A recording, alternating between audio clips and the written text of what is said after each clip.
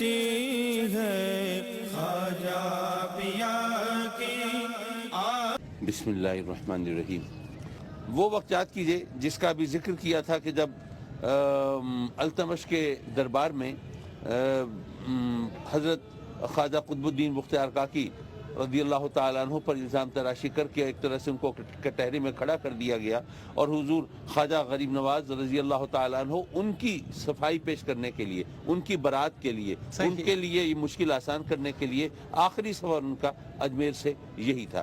آپ جب تشریف فرما ہوئے اور اس وقت جو قاضی ہے جو عدالت میں بیٹھا ہے، چونکہ وہ ان شرپسند لوگوں کے ہاتھوں میں کھیل رہا ہے جو کہ ان صوفیہ کے اس اقتدار سے اور اثر و رسوخ سے وہ چڑھتے ہیں اور وہ اس کو ختم کرنا چاہتے ہیں، تو اب وہ یہ کہہ رہے ہیں کہ جی آپ ان کے لیے کوئی گواہ تو پیش کر نہیں سکتے۔ اب حضور خواجہ غریب نواز فرماتے ہیں کہ یہاں تو دلی کا بچہ ان کی پاک بازی کی گواہی دے رہا ہے، آپ قبول ہی نہیں کرتے۔ تو اس نے کہا کہ جی یہ تو ان کے عقیدت مند ہے نا، عقیدت مندوں کی گواہی تو قبول نہیں کی جا سکتی۔ تو حضور خواجہ غریب نواز نے پھر پینترا بدلا، اپنے علم کا مظاہرہ فرمایا کہ یہ کہاں لکھا ہے کہ جی جو کوئی عقیدت مند ہو اس کی گواہی قبول نہیں کی جائے گی۔ گواہ کی جو صفات ہیں، جو شریعت کے مطابق جو معیار ہے، آپ نے وہاں بیٹھ کے گنوایا کہ اس کے لیے تو یہ شرائط چاہیے تھی۔ اب اگر کسی کے دل میں کسی کے لیے محبت ہے تو آپ اس بنیاد پر اس کی گواہی رد کر دیں، یہ شریعت کا تقاضا تو یہ نہیں ہے۔ آپ اس کے معیار کو دیکھیں گے تو اس کے حساب سے بات کریں گے۔ اسی طرح آپ دیکھیے کہ جو اچھا یہ صرف حضور خواجہ غریب نواز رضی اللہ تعالیٰ عنہ کی بات نہیں، بلکہ عموماً صوفیہ کو یہ اس چپقلش کا سامنا کرنا پڑتا ہے۔ بالکل صحیح، کہ جو اپنے خیال میں علامت الدہر ہیں، وہ سمجھتے ہیں کہ جی ان کو کیا پتہ ہے اور کیا ہے، اور یہ ہم نے کتابیں کھنگالی ہیں۔ دراصل صوفیاء کا اور علماء کا اگر باہم ربط ضبط صحیح طور پر ہو جائے تو پھر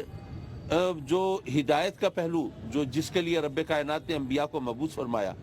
تو وہ سلسلہ بہت ہی خوشگوار انداز سے آگے چلتا ہے، کیونکہ صوفیاء جو ہیں وہ باطن کے نگران ہوتے ہیں اور علماء وہ ظاہر کی اصلاح کرتے ہیں۔ تو اسی لیے آپ دیکھیے کہ جو صحیح سلسلہ ہے ہمارا اسلامی تاریخ کا صوفیاء کا، اس میں صوفیاء اولیاء وہ علماء کے شاگرد ہوتے ہیں،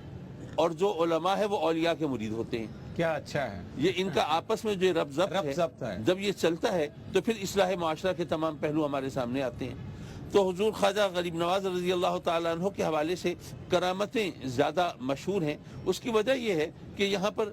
ہندو تھے اور وہ جادوگری ان کے سادھو وہ اپنے چمتکار دکھا رہے ہیں، اپنے شعبدے دکھا رہے ہیں، اور اس طرح لوگوں کو اپنے دام میں پھنسا رہے ہیں۔ تو اب وہاں پر بات صرف دلیل کی ہو تو دلیل کے حوالے سے آدمی مشاہدے کو نہیں جھٹلا سکتا۔ درست۔ اب ادھر سے تو وہ اپنے شعبدے دکھا رہے ہوں، ادھر سے صرف دلائل دیے جا رہے ہوں، تو پھر وہ عوام کے لیے ایمان، یقین اور آگہی کے دروازے کھلنا مشکل تھے۔ تو اس لیے حضور خواجہ غریب نواز رضی اللہ تعالیٰ عنہ نے اس انداز سے رب کائنات کے کرم سے وہ کرامتیں اس طرح ظاہر فرمائیں، اور جب وہ کرامتیں ظاہر ہوئیں تو پھر جب آج ہم کہتے ہیں نا کہ 90 لاکھ ہندوؤں نے کلمہ پڑھا، تو بات سمجھ میں نہیں آتی کہ 90 لاکھ ہندو کیسے انہوں نے کلمہ پڑھ لیا ہوگا۔ لیکن اب آپ دیکھیے جب انا ساگر کا واقعہ ہوا، اب وہ بات پھیلی، تو وہ جہاں جہاں تک پھیلی اور جن جن لوگوں نے اپنی آنکھوں سے دیکھا، انہوں نے مشاہدہ کیا، تو اس کی وجہ سے وہ جو ان کا تعلق نہیں بھی تھا حضور خواجہ غریب نواز سے، اگر وہ کلمہ پڑھ رہے ہیں تو وہ کھاتے میں تو آپ کے ہی پڑھیں گے۔ کیا بات ہے۔ اسی طرح جب حضرت خواجہ قطب الدین بختیار کاکی کی برات کے لیے ایک بچہ ماں کی گود میں بچہ بولتا ہے،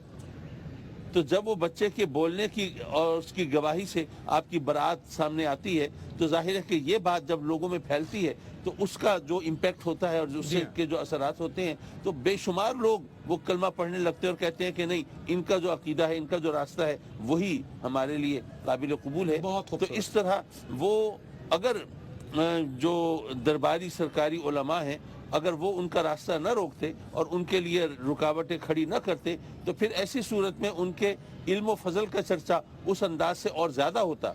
لیکن یہ جو صورتحال تھی اس کی وجہ سے وہ اپنی خانقاہوں میں رہے، انہوں نے خدمت خلق کی، اور جو رب کائنات کی طرف سے ان کو مقام مرتبہ ملا تھا اس کے اظہار سے پھر انہوں نے اسلام کی خدمت. بہت شکریہ قبلہ، بہت صراحت سے آپ نے ساری باتوں کا جواب عنایت فرمایا.